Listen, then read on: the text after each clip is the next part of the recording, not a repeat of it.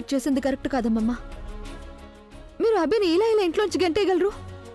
అయినో ఈ విషయంలో నాకు మధ్యలో మాట్లాడడానికి ఎలాంటి హక్కు లేదు. కానీ తప్పు తప్పే కదమ్మమ్మా. అయినో మీ ఇంటికి వారసుడు కావాలి, వాడు నా వల్ల రాబోతున్నాడు. మీరు దానికి సెలబ్రేట్ చేసుకోవడానికి బదులుగా బాధపడుతున్నారు. అలాగే అభిని ఇంట్లోంచి గంటేయాలని చూస్తున్నారు. అమ్మమ్మ ఇప్పటికీ మించిపోయిందేం లేదు. సంతోషం మీ కళ్ళ ముందే ఉంది. నన్ను స్వీకరించండి, అలాగే అభిని వెళ్లకుండా ఆపండి. అంతా సర్దుకుంటుందమ్మమ్మ.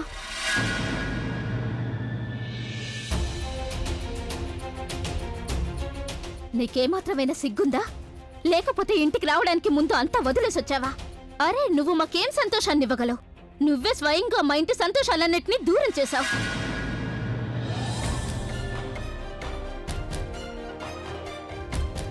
నీ కారణంగానే, కేవలం నీ కారణంగానే నా అభి ఇల్లు వదిలి వెళ్ళిపోతున్నాడు.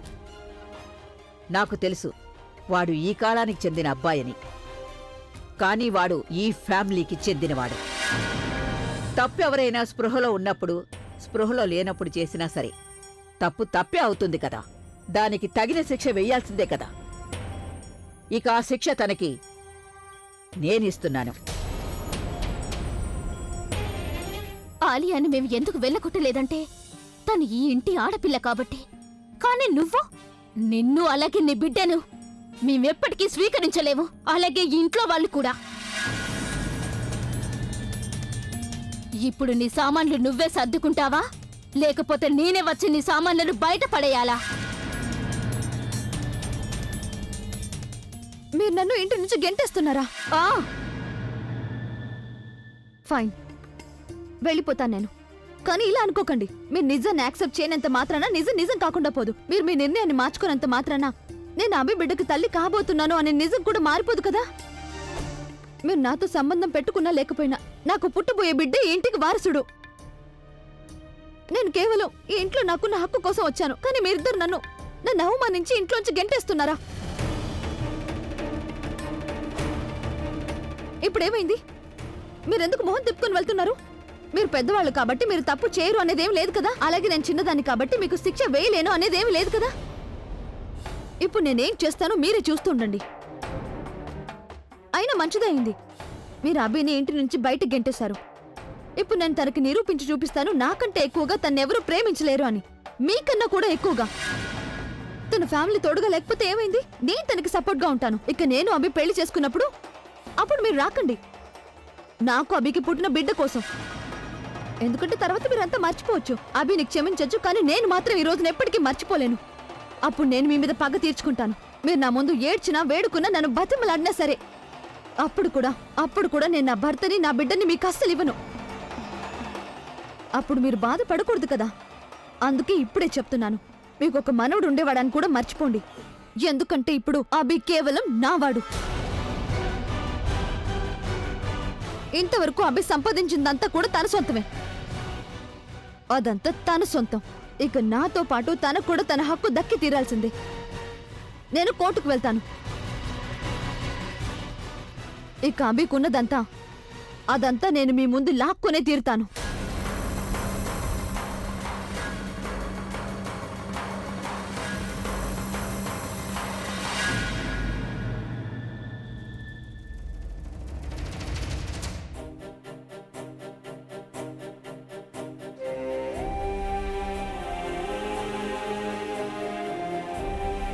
ఇదేంటి?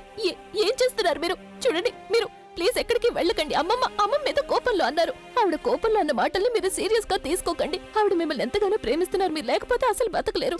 ఆవిడ్ని క్షమాపణ అడగండి, ఒప్పించండి ఆవిడ్ని. ప్లీజ్ ఆవిడ్ని ఒంటరిగా వదిలేసి వెళ్ళకండి. నానమ్మ గురించి నాకంటే ఎక్కువగా ఎవరికి తెలీదు. ఆవిడ ఎప్పుడు ఎలా మాట్లాడుతుందనేది నాకు చాలా బాగా తెలుసు. ఇంతవరకు నేనెప్పుడు నానమ్మ ఇంతగా హర్ట్ అవటం చూడలేదు. ఇక్కడే ఉండి నేను ఆవిడ్ని ఇంకా హర్ట్ చేయలేను. మీరు ఎక్కడికని వెళ్తారు? ఎక్కడికో చోటుకు వెళ్తాను. నువ్వు దాని గురించి కంగారు పడకు. కంగారు పడుకుంటే ఎలా ఉంటాను? ఇప్పుడు నేను కూడా మీతో పాటు వస్తాను. నువ్వు నాతో రావడానికి వీల్లేదు. చూడు, నాకు తెలుసు నాకు నీ మీద ఎలాంటి హక్కు లేదు. కానీ ఒక స్నేహితుడిగా నేను రిక్వెస్ట్ చేస్తున్నాను. ప్లీజ్ కొద్ది రోజులు నువ్వు ఇక్కడే ఉండు నానమ్మ దగ్గర. నానమ్మ నా మీద కోపంగా ఉంది, కానీ నేను నానమ్మ మీద కోపంగా లేను కదా. నేను ఇప్పటికీ ఆవిడ ఎంతగానో ప్రేమిస్తున్నాను. కానీ నేను వెళ్ళిపోయిన తర్వాత నానమ్మని ఎవరు చూసుకుంటారని ఆలోచిస్తున్నాను. నువ్వు ఒక్కదానివి కదా. నానమ్మని అందరికంటే బాగా చూసుకోగలిగేదానివి. నువ్వు నానమ్మ దగ్గర ఉంటే నేనే నానమ్మ దగ్గర ఉన్నట్టు నాకు అనిపిస్తుంది. అందుకని ప్లీజ్ కొద్ది రోజులు నువ్వు ఇక్కడే తన దగ్గర ఉండాలి ప్లీజ్.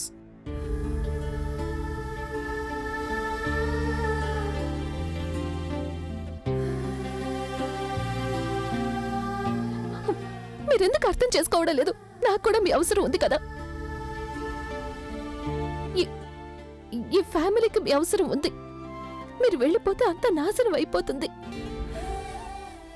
నాకు తెలుసు నేను వెళ్ళిపోయిన తర్వాత అందరికీ బాధగానే ఉంటుంది, కానీ నేను లేకుండా బతకడం అందరికీ అలవాటు అయిపోతుంది.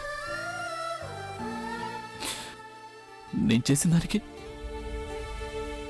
నాకు శిక్ష పడి తీరాల్సిందే.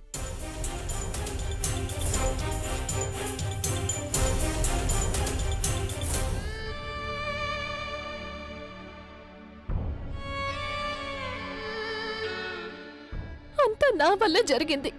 ఆ రిపోర్ట్ నా చేతిలోనే ఉంది. నేను మేనేజర్ని కూడా కన్విన్స్ చేశాను అతను అమ్మమ్మకి ఆ రిపోర్ట్ చూపించకుండా ఉండాలి అని. కానీ నా ధ్యాస ఎక్కడుందో నాకే తెలీదు. నేనే స్వయంగా ఆ రిపోర్ట్ని అమ్మమ్మకు అందించేశాను. శిక్ష అయితే నాకు పడాలి కదా.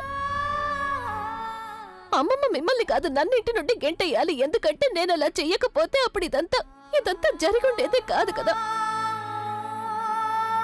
అంతా ముందులాగా బాగుండేది.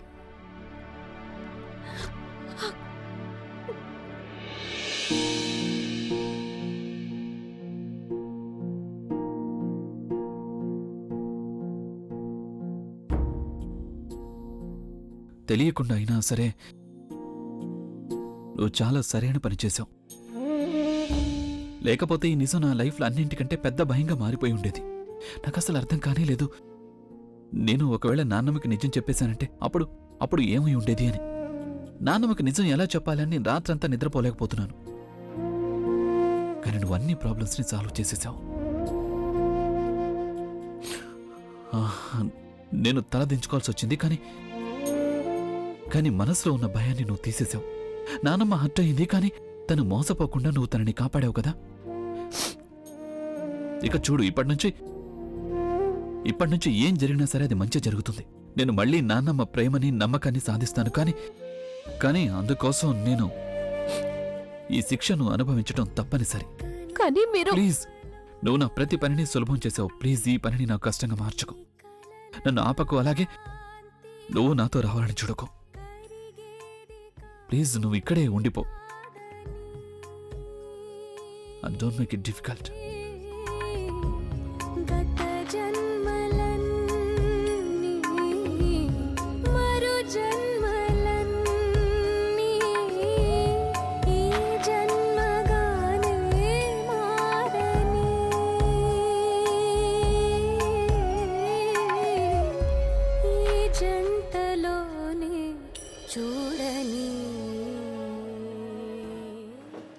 బుల్బుల్, అమ్మా నువ్వే కదా చెప్పావు నీకు ప్రవీణ్ ఆఫీస్లో కాసేపే పనుంటుందని. ఇంతసేపు అయిపోయింది. నీకు ఆరోగ్యం కూడా బాలేదు కదా, అందుకే ఇంత కంగారు. సరే అయితే నువ్వు తొందరగా ఇంటికి వచ్చేయాలి. అక్కయ్య గారు, ఈ రోజు రాత్రికి వంట ఏం చేయమంటారో చెప్పండి. నిన్న మీరు ఈ పాలకూర తీసుకొచ్చారు కదా, ఇది చేసేయినా? లేకపోతే ఇది రేపటికి పాడైపోతుంది. అక్కయ్య గారు, ఏమైంది? నేను అడుగుతుంది మిమ్మల్ని, మాట్లాడరే.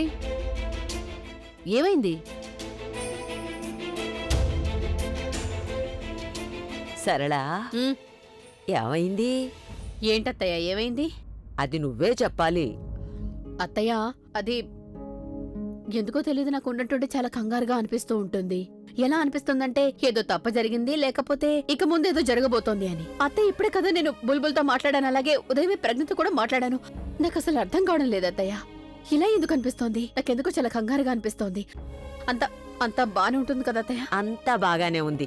ఏదైతే జరుగుతుందో అది నీ బుర్రలో జరుగుతుంది. నీకు ఒక్క స్క్రూ మాత్రం కాదు, నీ బుర్రలో ఉన్న స్క్రూలన్నీ లూజ్ అయిపోయాయి. నువ్వెప్పుడూ ఇలాగే ఆలోచిస్తావు. కానీ అత్తయ్య, నాకు మీరే చెప్పండి. నాకు బుర్రలో విచిత్రమైన ఆలోచనలు వస్తే అప్పుడు నేను మీకే కదా చెప్పుకోగలను.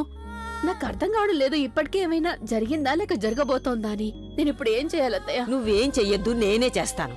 ఇప్పుడు ప్రజ్ఞకు ఫోన్ చేస్తాను.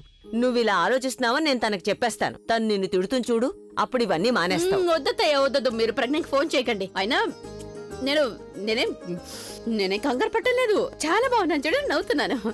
ఇప్పుడు వచ్చింది నీ మొహంలో అసలైన ఎక్స్ప్రెషన్. ఇప్పుడు రాత్రి భోజనానికి ఏం చెయ్యాలో నువ్వు త్వరగా జానకి చెప్పేయి.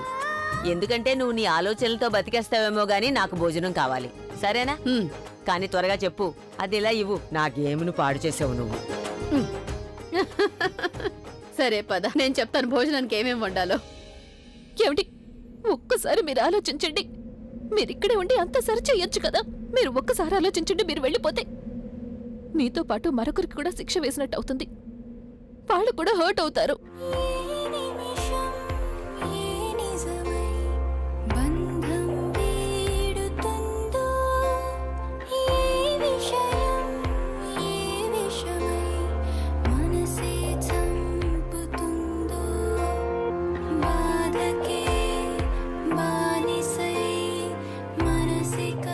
ఇలా మాట్లాడితే నా మీదొట్టు.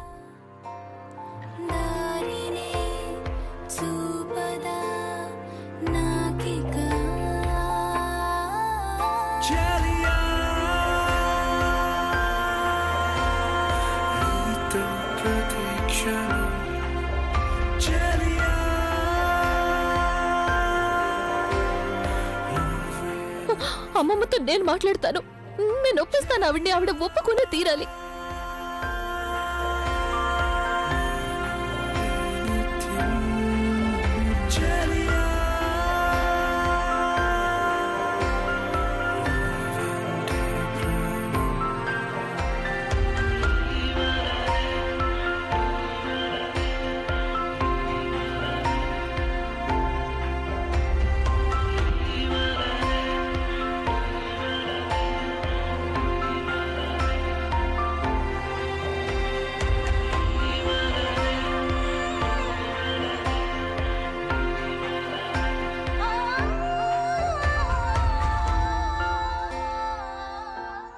అసలు ఎందుకు ఇలా జరిగింది నా ఇంటికి? ప్రతిసారి సంతోషాలు వస్తున్నాయి, కానీ వాటికి దిష్టి తగులుతోంది.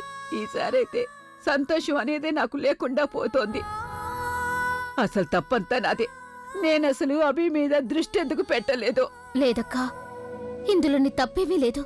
అసలు అమ్మమ్మ ఆయన వెళ్ళిపోతున్నారు. ప్లీజ్ ఆయన ఆపండి. ప్లీజ్ అమ్మమ్మ, మీరు ప్రస్తుతానికి కోపంగా ఉన్నారు. దయచేసి ఆయన బయటికి వెళ్ళనివ్వకండి ప్లీజ్. ఆయన వెళ్ళిపోతే అప్పుడు మొత్తం అంతా అంతమైపోతుంది అమ్మమ్మ. ఇల్లంతా నాశనం అయిపోతుంది. ప్లీజ్ మీరు ఆయన మీద కోపంగా ఉన్నారు కదా, ఆయనకు ఏమైనా శిక్ష వేయండి, కానీ ఇంట్లో నుంచి మాత్రం వెళ్ళమని చెప్పకండి అమ్మమ్మ. అమ్మమ్మ మీరు కనీసం మీరైనా ఆవిడికి చెప్పండి ఇలా చేయకూడదని.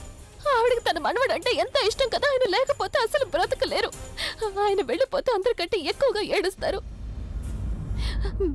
మీరు ఆ రోజు రానివ్వకండి అమ్మమ్మ. ప్లీజ్ ఆపండి ఆయన్ని. ఆయన ఆలియాని ఇంటి నుండి వెళ్ళిపోమని చెప్పినప్పుడు మీరే కదా ఆయన ఆపారు.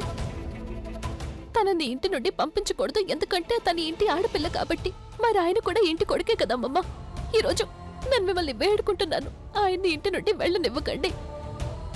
ఆయన ఇలా చేశారంటే అది పొరపాటున జరిగింది, కానీ మీకు తెలుసు కదా ఆయన వెళ్ళిపోతే ఇంట్లో ఏం జరుగుతుందని.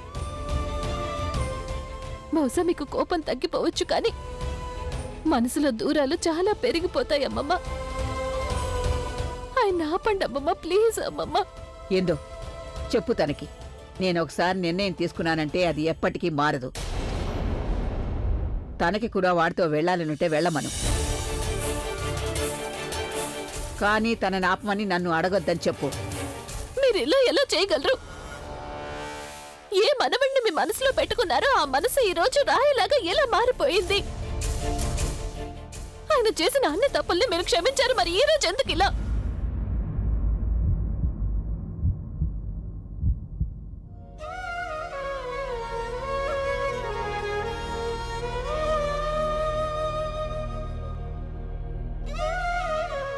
చెప్పిందో, ఒకవేళ నా ఆశీర్వాదం తీసుకోవడానికి వాడిక్కడికి వస్తే లోపలికి రావాల్సిన అవసరం ఏమాత్రం లేదని చెప్పు.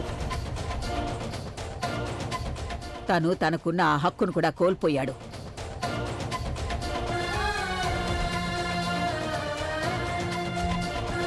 అమ్మమ్మ నేను మీ ముందు చేతులు జోడిస్తున్నాను. ప్లీజ్ ఆయన ఆపండి. ప్లీజ్ ఆయన ఇంటి నుండి బయటికి పంపించకండి. ప్లీజ్ ఆపండి ఆయన్ని, క్షమించండి అమ్మమ్మ. మళ్ళీ ఆయన ఇలాంటి పొరపాటు చెయ్యరు, నేను చెప్తున్నాను కదా, నా మాట నమ్మండి అమ్మమ్మ. ఆయన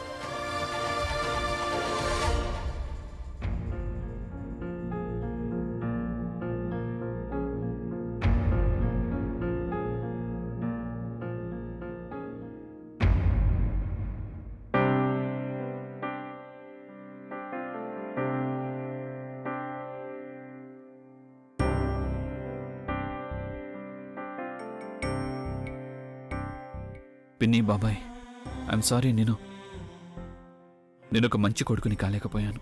అలా అనకు బాబు. నువ్వు ఈ ఇంటికి చాలా మంచి కొడుకువు బాబు.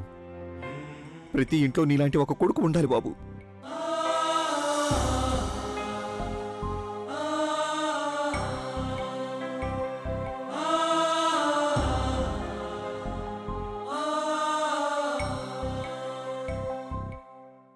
ఆకాష్, నువ్వు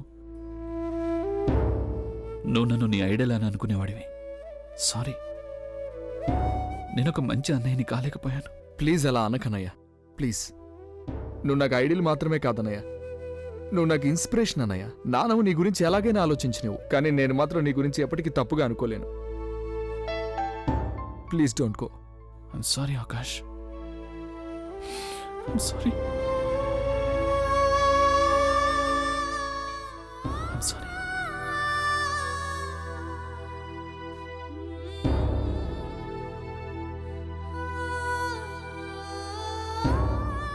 వదినా, బంటి బబ్లీని నేను అడిగాను చెప్పండి.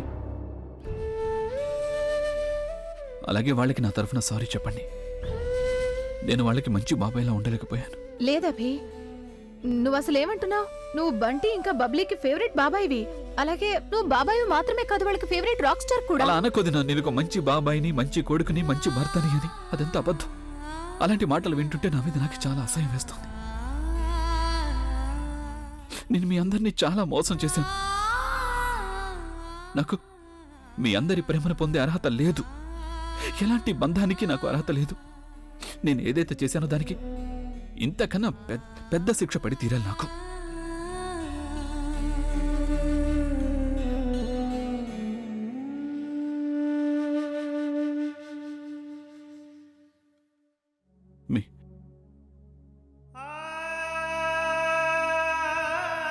మీ అందరినీ నేను కోరుకునేది ఒక్కటే, ప్లీజ్ నానమ్మని జాగ్రత్తగా చూసుకోండి. నా మీద కోపాన్ని మీ అందరి మీద కాదు, స్వయంగా తన మీద తనే చూపించుకుంటుంది. బహుశా తను ఎవరితోనూ మాట్లాడకుండా, భోజనం చేయకుండా, అసలు గది నుంచి బయటికి రాకుండా ఉంటుందేమో. తన ఆరోగ్యం పాడు చేసుకుంటుంది. అందుకే ప్లీజ్ మీరు అలా జరగనివ్వకండి. ఎందుకంటే ఒకవేళ తనకేమైనా జరిగిందంటే నన్ను నేను ఎప్పటికీ క్షమించుకోలేను. Please, it's a request. నువ్వు అస్సలు కంగారు పడకు. మేమందరం ఉన్నాం కదా ఇక్కడ. మేము ఆవిడని చూసుకుంటాం. అయినా ఆవిడ కోపందేముంది? అది కొద్ది రోజులు తగ్గిపోతుంది. ఆ తర్వాత నువ్వు మాతోనే ఉంటావు. మనమందరం ఒకటిగా కలిసి ఉంటాం. అన్నయ్య, మేము నీలాగైతే చూసుకోలేకపోవచ్చు, కానీ నేను మాటిస్తున్నాను, తప్పకుండా ట్రై చేస్తామని. వెళ్తున్నాను.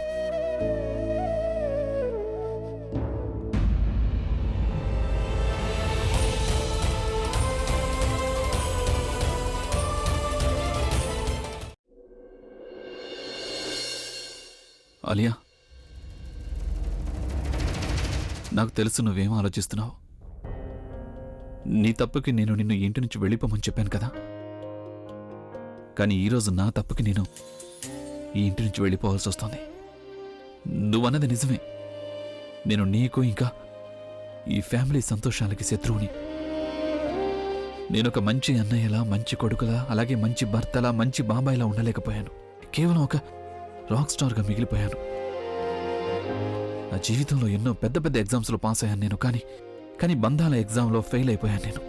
అయినా ఫెయిల్ అవ్వాల్సిందే ఆలియా. నేను ఇంత ప్రేమ నాకు నా ఫ్యాన్స్ నుంచి, నా ఫ్యామిలీ నుంచి దక్కేసరికి నన్ను ఎవ్వరు కూడా ద్వేషించడం జరగదు అనుకున్నాను. ఏం కావాలంటే అది దక్కింది. అందుకే నేను ఎప్పటికీ తప్పు చేయలేను అని అనుకున్నాను. సక్సెస్ అనే ఆ ఎత్తులో నేను ఎప్పుడైతే ఎక్కి కూర్చున్నానో అప్పుడు తెలిసింది నేను తప్పు చేశానని. కానీ ఒక్క విషయం నేను నేర్చుకున్నాను ఆలియా. సక్సెస్ అని ఎత్తు నుంచి కిందికి పడిపోవటం అంటే దాని అర్థం ఏంటో తెలుసా? అందరి దృష్టిలో దిగజారిపోవడం ఆలియా. నీకంటే ఎక్కువగా నేనే ఈ కుటుంబాన్ని మోసం చేశాను. అందుకని నిన్ను శిక్షించే హక్కు నాకు ఏమాత్రం లేదు.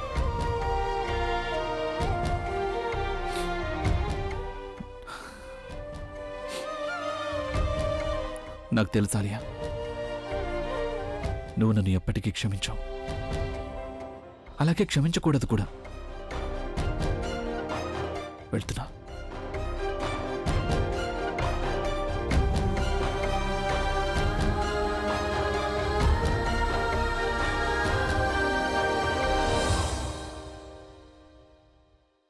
ఆగండి.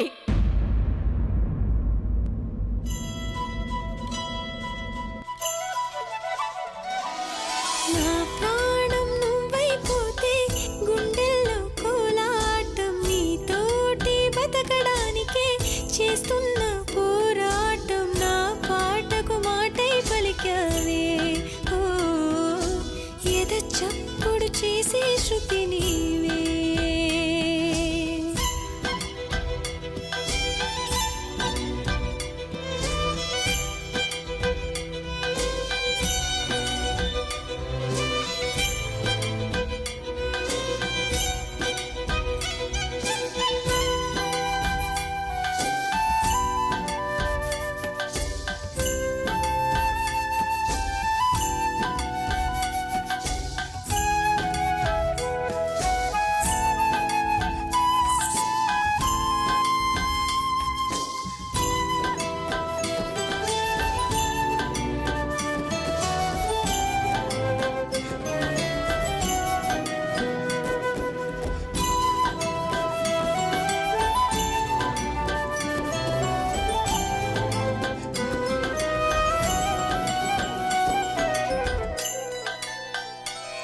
నీ పరువాన పూజల్లే కురిపిల్చావే, నా మనసును దోచి మాయలు చేసి మురిపిల్చావే.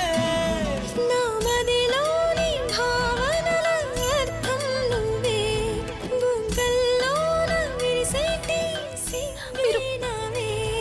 నా లోకం చీకటి కోన నువ్వొస్తే వెన్నెలవాన, ప్రతి రేయి పొన్నమి అనుకోనా చెలియా చెలియా. ఎండల్లో వెన్నెల తెచ్చావే నిప్పుల్లో వానే వచ్చావే. నా ప్రాణం నువ్వైపోతే గుండెల్లో కోలాటం నీతోటి బతకడానికే చేస్తున్న పోరాటం నా పాటకు మాటై పలికావే ఎద చప్పుడు చేసే శృతి నీవే. ఎండల్లో వెన్నెల తెచ్చావే నిప్పుల్లో వానై వచ్చావే.